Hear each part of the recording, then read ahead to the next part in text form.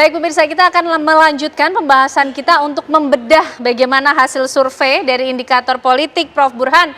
Kembali kalau kita ingin bedah nih Prof, hasil kepuasan masyarakat terhadap Presiden Prabowo Subianto khususnya terhadap penindakan korupsinya. Nampaknya ini juga menjadi PR di program-program prioritas Presiden Prabowo yang lain juga Prof. Betul begitu, termasuk korelasi dengan pertumbuhan ekonomi? Pertama, kita punya data terkait dengan MBG. Betul bahwa masyarakat puas, 72% terkait dengan pelaksanaan MBG. Tapi dari seluruh responden, itu kita tanyakan tingkat keyakinan mereka bahwa MBG bersih dari korupsi itu hanya 39%. Jadi 61% itu nggak yakin MBG ini bersih dari korupsi. Ya. Jadi ini penting nih buat pemerintah karena MBG kan memakan anggaran yang besar sekali, 335 T. Jadi penting buat Pak Prabowo untuk menunjukkan sikap dan komitmen anti korupsinya, terutama kepada program yang menjadi signature-nya, yaitu MBG. Dan jangan lupa program MBG ini kan program primadonanya Pak Prabowo ya. Jadi kalau misalnya aroma tidak sedap berkaitan dengan isu korupsi tadi meningkat, tentu bisa menggerogoti kepuasan terhadap Pak Prabowo. Oke, nah kalau kemudian korelasi antara bagaimana semangat penindakan korupsi yang kemudian manfaatnya juga akhirnya bisa dirasakan oleh masyarakat seperti apa Prof? Apakah ada catatan mengenai hal ini? Apa sih yang diharapkan oleh publik sebetulnya? Ya, pertama kita kan punya pertanyaan berkaitan dengan expose dan pengembalian dana hasil penyitaan korupsi ya. Dan ternyata sentimen publik cukup besar ya.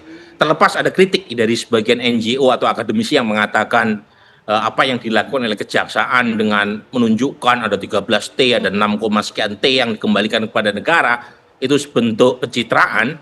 Tetapi secara umum masyarakat suka dengan cara semacam itu ya.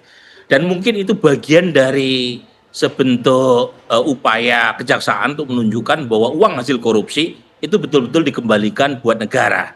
Nah, tapi ini ya, ada satu yang saya ingatkan, terutama jangan sampai pemberantasan korupsi itu direspon lain oleh pelaku atau investasi ya. Ini penting nih karena dua hal ini sama-sama penting. Satu, ekonomi penting, yang kedua pemberantasan korupsi penting. Tapi kalau misalnya pemberantasan korupsi itu kurang hati-hati, itu jangan sampai menimbulkan iklim ketakutan berusaha, ya.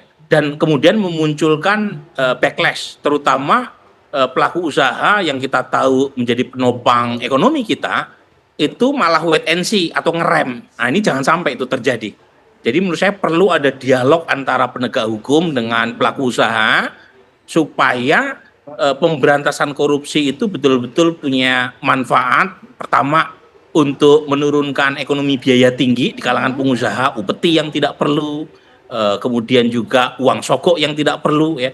Dan saya yang sama juga bisa memberi kepastian hukum dan sekaligus memberi semacam insentif dan dorongan buat pelaku usaha untuk lebih investasi. Nah kalau yang kita lihat kan belakangan sepertinya ada kesan pelaku usaha itu ngerem. Nah ngeremnya ini apakah karena iklim usaha yang sedang lesu dan ini terjadi bukan hanya di Indonesia tapi global, ataukah mereka terlalu berhati-hati? Nah ini yang perlu ada dialog ya antara pemerintah, pelaku usaha dan penegak hukum supaya tidak ada trade off dari pemberantasan korupsi yang merugikan kepentingan ekonomi. Oke, baik. Bang Sada mungkin bisa langsung merespon apa yang disampaikan oleh Prof. Burhan soal bagaimana dialog yang coba dibangun oleh pemerintah. Karena kepentingan ekonomi ini kan banyak ya. Ada kemudian bagi iklim usaha, investasi, tapi juga kepentingan ekonomi masyarakat. Seperti apa? Program-program pemerintah Pak Presiden Prabowo itu lebih cenderung ke ekonomi kerakyatan. Itu yang pertama. Artinya memang kita akan lebih fokus bagaimana memutarkan roda perekonomian itu di level kerakyatan. Saya ambil contoh misalkan terkait dengan koperasi. Nah, koperasi ini kemudian diharapkan bahwa ada ekonomi yang tumbuh dari masyarakat. Yang kedua, MBG. MBG ini kemudian berdasarkan dari Kementerian UMKM, dari deputi kedeputian usaha mikro, ini ada 80 juta dari dari UMKM yang kemudian bergandengan dengan MBG. Oke. Gitu. Jadi ada perputaran ekonomi di arus bawah.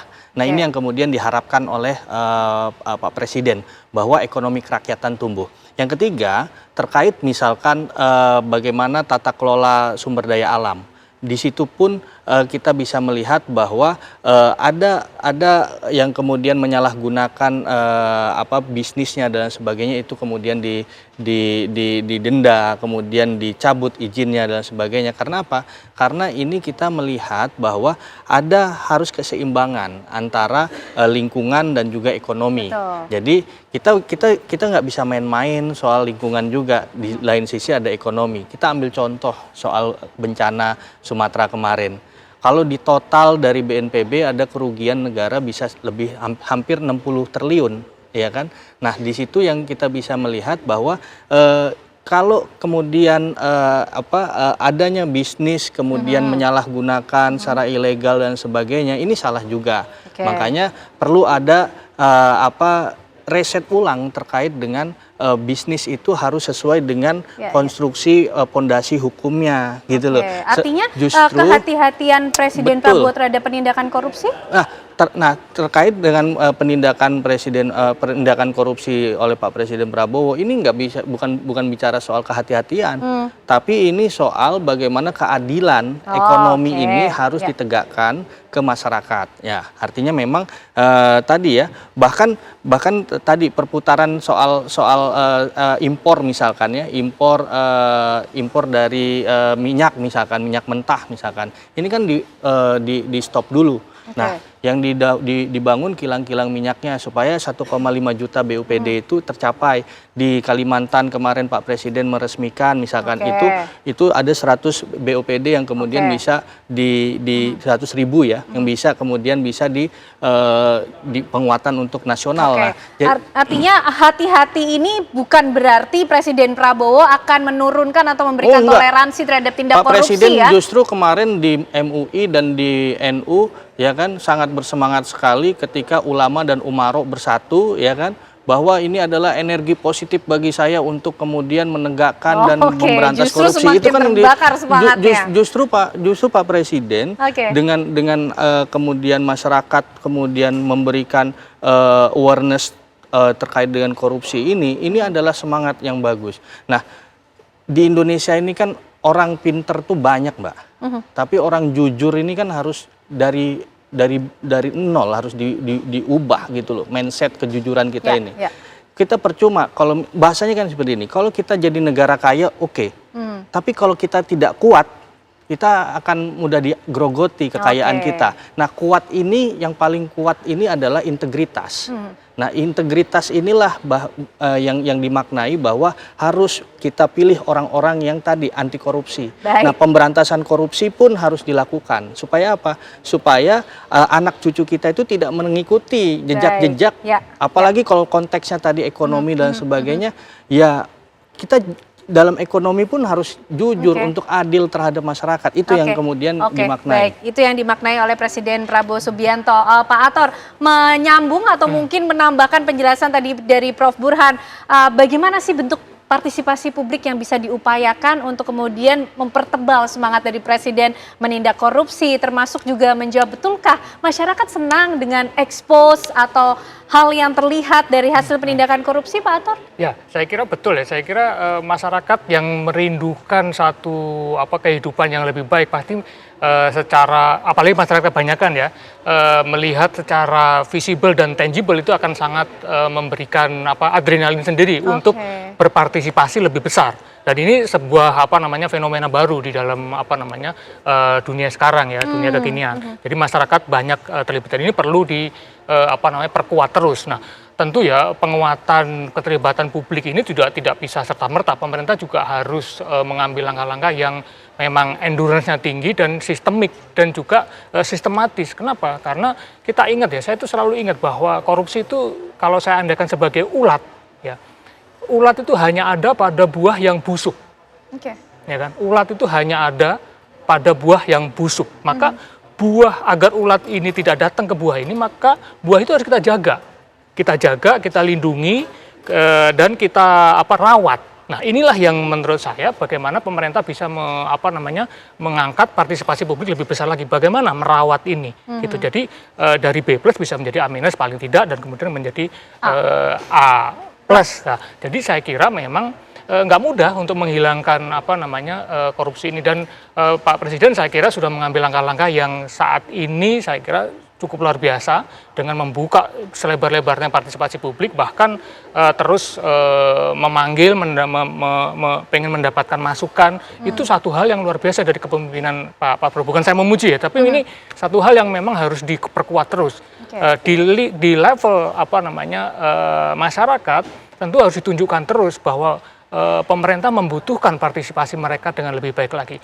Dan iklim investasi misalkan nanti disinggung sama Prof. Burhan misalkan, akan lebih baik kalau misalkan masyarakat juga terlibat. Terlibatnya bagaimana? Paling tidak dari sisi korupsi misalkan ya, mereka berani melaporkan.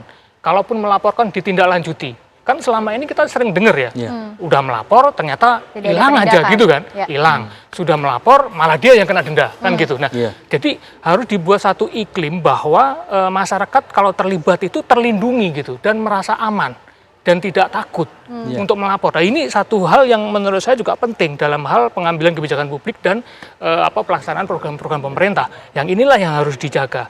Nah, Pak Presiden secara individu saya kira sudah memberikan pintu yang selebar-lebarnya dalam ini. Nah, perangkatnya lah yang bagaimana sekarang menerjemahkan keinginan Presiden itu untuk terus membantu pemerintah memperbesar perlibatan publik ini.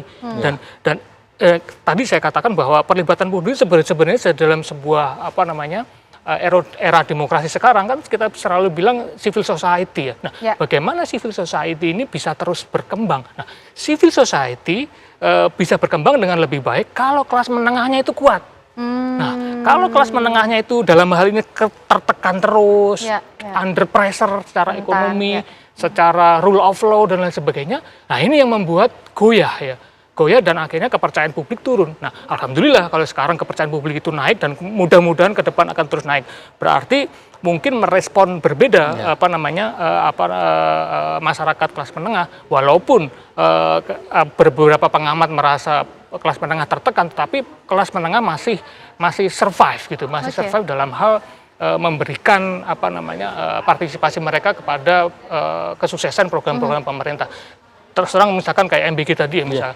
MBG juga merupakan satu program yang membuka partisipasi publik sebenarnya. Bagaimana sekarang agar partisipasi publik itu governance-nya lebih baik. Nah, itu kan butuh rule of law yang jelas ya, yang jelas. Jadi pebisnis itu kan pengennya rule of law-nya jelas. Kalau jelas ini harus bagaimana, itu harus bagaimana, mereka juga akan menyesuaikan. Nah, kalau ini semuanya nggak jelas rule of law-nya, enak nggak enak dan lain sebagainya, akhirnya muncullah korupsi itu. Kalau misalkan ini bisa buah tadi itu bisa dijaga dan dirawat, saya kira ini memberikan komunikasi kepada masyarakat, kepada publik bahwa mereka sangat dibutuhkan dalam hal pelaksanaan kesuksesan program-program pemerintah. Saya kira itu. Baik, Prof. Burhan, kalau tadi Pak Ator bilang kelas menengah ini perlu untuk dijaga supaya kuat, tidak rentan. Nah, bicara soal demografi berarti Prof, dalam survei yang dilakukan, bagaimana kita bisa membaca mengenai hal ini? Kelas sosial masyarakat dan efeknya terhadap kepercayaan publik pada pemerintah, khususnya dalam penindakan korupsi. Iya, jadi kalau kita lihat siapa yang puas terhadap kinerja Presiden Prabowo dari sisi usia, itu umumnya Gen Z. Jadi 86% Gen Z puas. Sementara generasi yang lebih tua itu tingkat kepuasannya lebih rendah, meskipun masih mayoritas. Nah, yang kedua tadi betul ya Pak Ator ya, berkaitan dengan tingkat pendidikan dan pendapatan. Nah, di segmen yang berpendidikan rendah, berpendapatan rendah, itu tingkat kepuasan terhadap Pak Prabowo lebih tinggi.